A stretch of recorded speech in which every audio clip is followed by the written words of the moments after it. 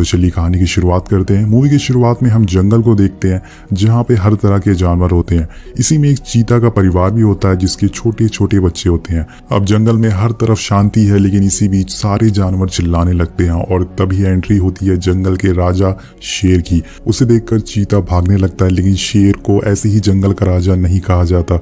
वो चीता को पकड़ लेता है और मार देता है। ये सब कुछ चीता के बच्चे देख रहे थे अपनी आंखों से, और अपनी माँ को अपनी आंखों के सामने मरता हुआ देखकर उन्हें बहुत ही ज्यादा दुख होता है। अब उनमें से एक बच्चा रात में जंगल से भागकर रोड पे आ जाता है और तभी उसके पास एक कार आकर रुकती है जिसमें एक ज़यान नाम का बच्चा बाहर निकलता है।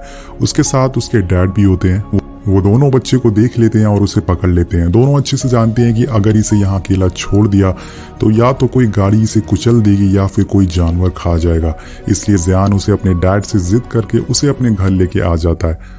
अब ज़यान के डैड को उस बच्चे को रखने का बिल्कुल भी मन नहीं होता है, लेकिन वो ज़यान को मना नहीं कर पाते। और ज़यान की मॉम जब उस छोटे बच्चे को देखती हैं तो बहुत ही खुश हो जाती हैं। ऐसा लग रहा था कि इस परिवार में कोई नया सदस्य आया है। दोस्तों, यहाँ पर ज़यान के डैड को जानवरों से बहुत ही प्यार होता है। उनके पास लगभग हर तरह के जानवर थे, जैसे पैरट, स्नेक और भी तरह के जानवर। अब धीरे धीरे समय बीतने के बाद ज़यान के डैड भी उस बच्चे को पसंद करने लगते हैं। एक्चुअल में उनका मानना था कि ये खतरनाक जानवर है, इसलिए वो इसे अपने पास नहीं रखना चाहते थे, लेकिन अब उन्हें भी इससे लगाव हो जाता है। जिसके बाद सभी लोग फैसला लेते हैं कि वो इसे तब तक अपने घर पर रखेंगे जब ये पूरी तरह से बड़ा नहीं हो जाता।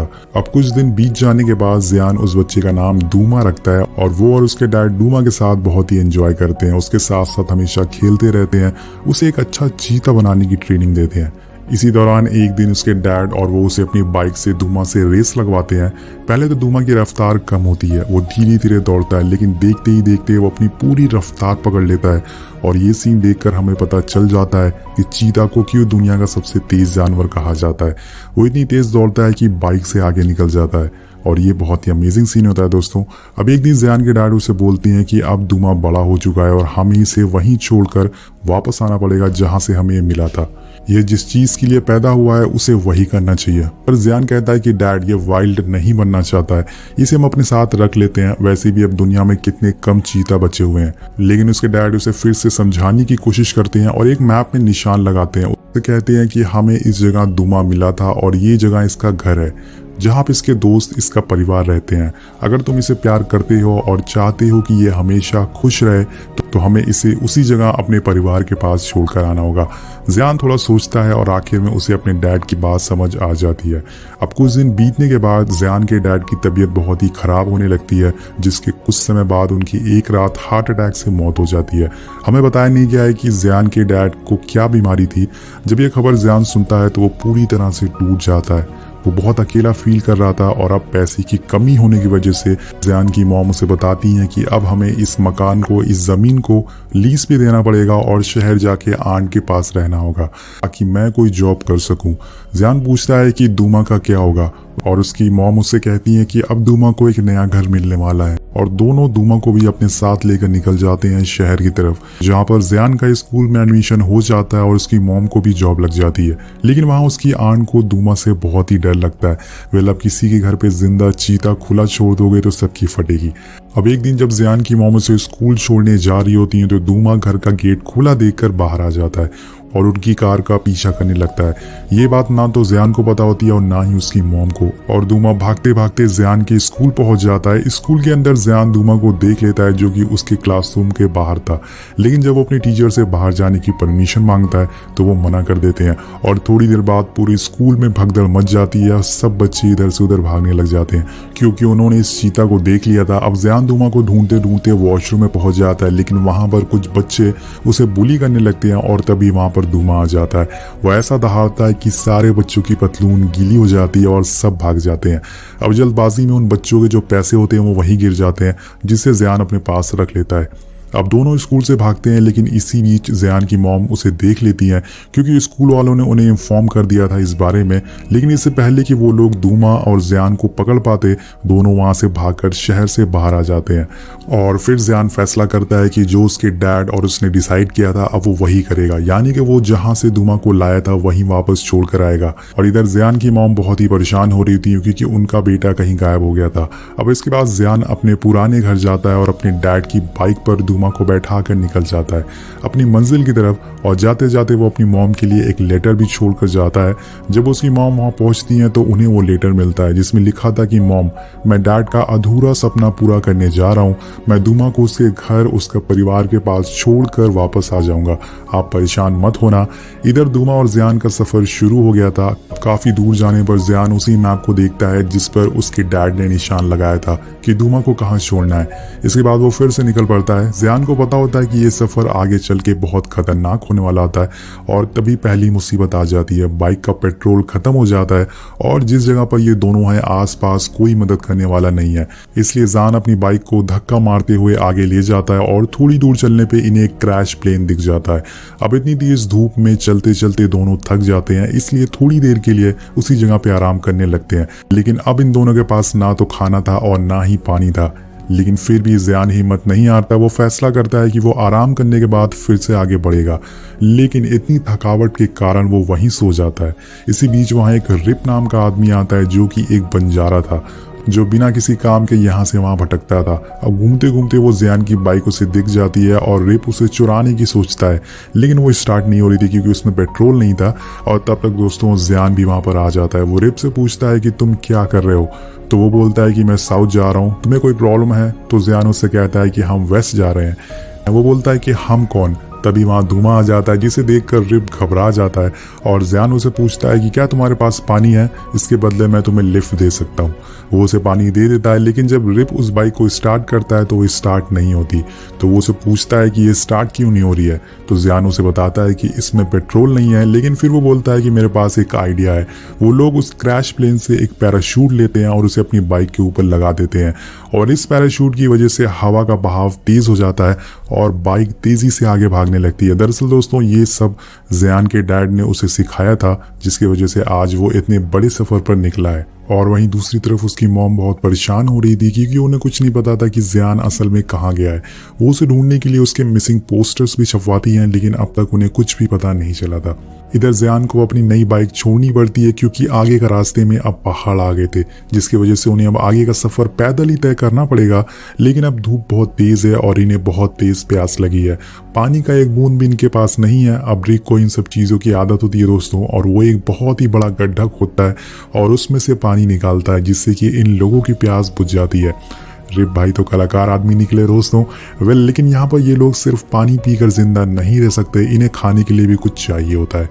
तभी जियान को एक शतरमुख दिखता है। वो धुमा से कहता है कि जा, तुम्हें उसका शिकार करना होगा। वो उसे शिकार करने का तरीके बताता है, लेकिन धुमा ने आज तक कोई भी शिकार नहीं करा है, जिस वजह से वो उस शतरमुख को नहीं पकड़ पाता। इसलिए टाइगर और शेर को जंगल में रहना चाहिए दोस्तों। तो आपको आज पता चल गया होगा। गाइस, अब इन्हें शिकार तो नहीं मिलता, लेकिन ये लोग शतरमुख के अंडे तक पहुंच जाते हैं और वो उसे खा के अपनी भूख मिटा लेते हैं। अब डिनर करने के बाद रिप जियान से पूछता है कि तुम्हें कहाँ जाना है। तो वो उसे मैप को दिखाता है जो कि उसके डैड ने उसे दिया था। रिप बोलता है कि जिस जगह तुम जा रहे हो वो यहाँ से मीलों दूर है और वहां जाने का मतलब है अपनी जान से खेलना। जियान बोलता है कि मैं इससे डरता नहीं हूँ, मुझे वहां तक पहुंचना है किसी भी हालत में। जिसके जवाब में रिप कहता है कि तुम्हें डरना चाहिए, ज्यादा स्मार्ट मत बनो, बच्चे तुम तो मरोगे या मुझे भी साथ लेकर मरोगे। और कुछ देर सोचने के बाद रिप उसके साथ जाने का मन बना लेता है। वो बोलता है कि मैं तुम्हें आधे रास्ते तक छोड़ सकता हूँ, जिसके बाद हमारे रास्ते अलग हो जाएंगे। और ये दोनों उसी जगह रात बिताते हैं और अगली सुबह फिर निकल जाते हैं मंजिल की तरफ। लेकिन थोड़ी दूर जाने पर जियान अपना कैंपस निकाल के देखता है तो इन लोगों ने गलत रास्ता चुन लिया था और ये नॉर्थ की तरफ जा रहे थे। लेकिन वो रिप को इसके बारे में कुछ नहीं बताता। आगे बढ़ने पे उन लोगों को एक खदान मिलती है, लेकिन इसी बीच वहाँ एक हेलीकॉप्टर आ जाता है और इस हेलीकॉप्टर में जियान की मॉम होती है। वो उसे ढूंढने के लिए पूरी जान लगा रही होती है दोस्तों। लेकिन तभी जियान रिप को एक खंडर में छुपने के लिए बोलता है जिसे वो लोग उन्हें देख ना पाए। थोड़ी देर बाद वो हेलीकॉप्टर वहां से चला जाता है, जिसके बाद तीनों फिर से आगे बढ़ना चालू कर देते हैं। और इसी बीच रिप को एक हीरो की यानी कि डायमंड की खदान दिखती है।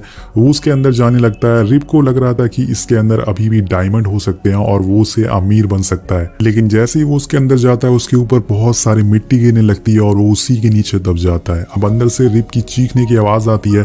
जब जियान और धुमा अंदर जाते हैं तो उसे रिप को पूरी तरह से मिट्टी के अंदर धंसा हुआ मिलता है और वो फौरन ही उसके मुंह से मिट्टी हटाते हैं, लेकिन एकदम से वो रुक जाता है और रिप से बोलता है कि तुम हम लोगों को गलत रास्ते क्यों ले जा रहे थे।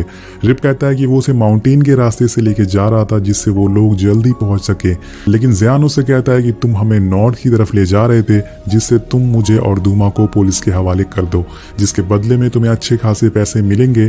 तो यहाँ पर जियान रिप की चाल समझ गया था और वो उसे वहीं छोड़कर अकेला ही निकल जाता है। थोड़ी दूर चलने पर उसे एक नदी मिलती है। जियान डिसाइड करता है कि वो नदी के सहारे आगे बढ़ेगा, जिसके लिए वो एक लकड़ी की बोट बनाता है और उसमें दूमा को लेके बैठ जाता है। लेकिन ये नदी आगे जाके एक झरने में मिलने वाली थी और इसी बहाव की वजह से दोनों पानी में गिर जाते हैं, लेकिन किसी तरह से तैर कर ये लोग अपनी जान बचा लेते हैं। इसी नदी में दोस्तों बहुत सारे क्रोकोडाइल भी होते हैं, मगरमच्छ भी होते हैं, लेकिन ये लोग किसी तरह से उनसे बच बचाकर अपनी जान बचाकर किनारे पे आ जाते हैं। अब आगे बढ़ने पर ये दोनों जंगल में पहुंचते हैं और चलते चलते दोनों बहुत ही थक जाते हैं। इन्हें काफी भूख लगी होती है और यहीं पर इन्हें बहुत सारे जंगली जानवर दिखते हैं। दूमा उनका शिकार करने वाला होता है, लेकिन सभी उसे देख लेते हैं और भगदड़ मच जाती है। इसी भगदड़ में जियान और दूमा अलग हो जाते हैं। जियान उसे ढूंढने की हर तरफ कोशिश करता है, लेकिन दूमा उसे कहीं नहीं मिलता क्योंकि वो जंगल में लगाए एक पिंजड़े में कैद हो गया था जो कि इंसानों ने लगाया था। वेल गाइस, अब रात हो जाती है, लेकिन जियान हार नहीं मानता। वो अभी भी दूमा को ढूंढता रहता है। तभी उसके पीछे एक जंगली सूअर पड़ जाता है और वो अपनी जान बचाने के लिए उसके आगे आगे भागता रहता है, लेकिन तभी उसका पैर एक पत्थर से लग जाता है जिसके टकराने की वजह से वो गिरकर वहीं बेहोश हो जाता है। जब उसकी आंख खुलती है तो वो खुद को रिप के पास पाता है जिसने दूमा को भी पिंजरे से छुड़ा दिया था। अगली सुबह जियान रिप से माफी मांगता है और उससे बोलता है कि मुझे तुम्हें वहां अकेला छोड़कर नहीं आना चाहिए था। इसके बाद रिप जियान को खुद के बारे में बताता है, जिसमें वो कहता है कि मैं अपने गांव, अपना परिवार सब कुछ छोड़कर शहर गया था ताकि वहां जाके मैं कुछ पैसे कमा सकूं, लेकिन मैं नाकाम रहा और मुझे कुछ गलत कामों की वजह से जेल भी जाना पड़ गया, जिसके बाद मैं सब कुछ छोड़कर अपने गाँव वापस जाना चाहता हूँ। अब इस जंगल में ये तीनों बहुत ही भूखे होते हैं दोस्तों। वो लोग दूमा को एक हिरन का शिकार करने को कहते हैं, लेकिन वो इस बारी भी नाकाम हो जाता है। क्या टाइगर बनेगा रे तू, तुझसे एक शिकार भी नहीं होता। अब वेल दोस्तों, इस नाकामी के बाद इन लोगों को नदी के दूसरी साइड पे एक कैंप दिखता है जहाँ पे कुछ लोग पार्टी कर रहे थे। इनके पास बहुत सारा खाने का सामान होता है। अगली सुबह जियान उनके कैंप में एक जख्मी बच्चे की हालत में पहुंचता है। उसे तकलीफ में देखकर सारे लोग उसके पास आते हैं और तभी जियान अपनी शर्ट खोल देता है जिसमें से एक सांप बाहर निकलता है। इसे देखकर सभी लोग भागने लग जाते हैं और इसी का फायदा उठा के दोनों उन लोगों का सारा खाना चुरा लेते हैं और इन्हें वहाँ एक बोट भी मिलती है, जिसके बाद ये लोग उसे लेके एक बार फिर से नदी के सहारे आगे बढ़ना शुरू कर देते हैं। जियान के पास जो पैसे होते हैं जो उसने स्कूल से बच्चों से मिले थे वो उन्हें रिप को दे देता है और कहता है कि ये रख लो, ये तुम्हारे काम आएंगे, लेकिन वो उन्हें लेने से मना कर देता है। बट जियान के काफी बोलने के बाद वो उन्हें ले लेता है। इसके बदले में वो उसे खदान में मिले हीरो में से एक हीरा देता है और कहता है कि इसे तुम हमेशा अपने पास रखना, जिसे तुम हमेशा मुझे याद रख सको। अब दोस्तों, नाव का सफर पूरा हो जाता है, जिसके बाद दोनों पैदल चलना शुरू कर देते हैं। अब रिप को इस जगह के हर एक कोना काफी अच्छी तरह से मालूम होता है क्योंकि उसका गाँव यहाँ से थोड़ी दूर पर था। अब यहाँ पर रात हो जाती है और रिप जियान और दूमा को लेके एक गुफा में जाता है, जो उसे बताता है कि वो पहले यहाँ अपने दादाजी के साथ आया करता था, लेकिन उनके जाने के बाद यहाँ कोई नहीं आता। यहाँ जियान अपने डैड को बहुत ही मिस करने लगता है और वो रिप से बोलता है कि मेरे डैड एक दिन अचानक से गायब हो गए, ऐसा क्यों हुआ, वो मुझे छोड़कर क्यों चले गए। तो रिप कहता है कि हम सब एक नदी में बह रहे हैं और हमें एक न एक दिन जाना है, और उससे बोलता है कि तुम दूमा को छोड़ के वापस अपनी मॉम के पास चले जाना क्योंकि तुम्हारे सिवा उनके पास कोई नहीं है। अब मैं भी अपने गाँव, अपने परिवार के पास चला जाऊंगा। अगली सुबह दोनों फिर से आगे बढ़ते हैं, लेकिन इसी बीच वहां मधुमक्खियों का झुंड आ जाता है जो कि बहुत ही खतरनाक होता है। रिप जियान को एक चादर से ढक देता है, लेकिन वो खुद को बचा नहीं पाता। वो मधुमक्खियां उसके पूरे शरीर पे काट लेती हैं और धीरे धीरे दिन ढलने लगता है। अब यहाँ पर दोस्तों रिप की तबीयत बहुत ही बेकार होने लगती है, बिगड़ने लगती है। उसका पूरा शरीर सूज जाता है और अब वो पहचान में भी नहीं आ रहा था। थोड़ी देर में रात हो जाती है, जिसके साथ साथ काफी तेज बारिश भी होने लगती है, जिस वजह से इन लोगों को आग जलाने में भी बहुत ही दिक्कत आ रही थी। तभी जियान ने जो पैसे रिप को दिए थे वो उन्हें आग जलाने के लिए इस्तेमाल कर लेता है, जिससे आग जल जाती है। वो कहते हैं ना कि जान है तो जहान है। अब वो उन पैसों का करती भी क्या अगर वो मर जाते। आगे बढ़ते हैं दोस्तों। अब जियान यहाँ देखता है कि रिप की हालत बहुत ही खराब होती जा रही है और अगर उसने कुछ नहीं करा तो वो मारा जाएगा। इसलिए वो फैसला करता है कि वो उसकी जान बचाने के लिए उसके गाँव जाएगा और वहां से उसके परिवार से मदद मांगेगा। वो दूमा को बोलता है कि तुम यहीं पर रुकना, इसके साथ मैं आता हूँ, और थोड़ी दूर में वो गांव वालों से मिलता है, रिप के बारे में बताता है। लेकिन जब वो लोग रिप को देखते हैं तो उसे पहचान नहीं पाते क्योंकि उसका पूरा चेहरा सूजा हुआ था, उसकी आंखें तक खुल नहीं पा रही थी। वो लोग फिर भी उसकी मदद करते हैं और वो उसके चेहरे पे एक जड़ी बूटी का मास्क लगाते हैं, जिसके थोड़ी देर बाद वो अपने पुराने चेहरे में वापस आ जाता है। फिर सभी लोग उसे पहचान लेते हैं। अब रिप के दोनों बच्चे और रिप की माँ, रिप की वाइफ जो होती है, उसे मिलके बहुत ही खुश होती है और सभी लोग ज़ियान का शुक्रिया करते हैं कि उसने रिप की जान बचा ली। अगली सुबह जब ज़ियान घर से बाहर आता है तो वो धूमा को ढूंढता है, लेकिन वो उसे कहीं नहीं मिलता। वो उसे ढूंढते ढूंढते काफ़ी आगे आ जाता है और तभी वो देखता है कि धूमा एक चीता के साथ खेल रहा है और उन दोनों ने साथ मिलकर एक हिरन का शिकार भी किया। यहाँ ज़ियान को समझ आ जाता है कि ये उसका घर है। फाइनली धूमा को अपना परिवार, अपना भाई मिल गया था। वो उसे वहीं छोड़कर जाने लगता है और जाते समय उसके पास धूमा वापस आता है और उससे गले लगा लेता है। ये इन दोनों की आखिरी मुलाकात होती है और उसके बाद वो रिप से मिलता है और उसे जो उसने वादा किया था वो धूमा को छोड़कर अपनी मॉम के पास चला जाएगा, उसे निभाने का समय आ चुका था। इसके बाद ज़ियान सीधे अपनी बाइक लेके वापस अपने घर आता है जहाँ उसकी मॉम ट्रैक्टर चला रही होती है। ज़ियान उन्हें हाथ दिखाता है। पहले उसकी मॉम सोचती है कि वो कोई अनजान लड़का है, लेकिन फिर वो समझ जाती है कि वो ज़ियान है। वो दौड़कर ज़ियान के पास आती हैं और उसे गले से लगा लेती हैं। आखिर में ज़ियान को समझ आ जाता है कि इस दुनिया में हर किसी को अपना घर होना ज़रूरी है और इसी के साथ ये कहानी हैप्पी एंडिंग के साथ खत्म हो जाती है। आपको ये कहानी कैसी लगी नीचे कमेंट करके ज़रूर बताएगा। मिलते हैं आपसे अगली वीडियो में। Thank you so much watching.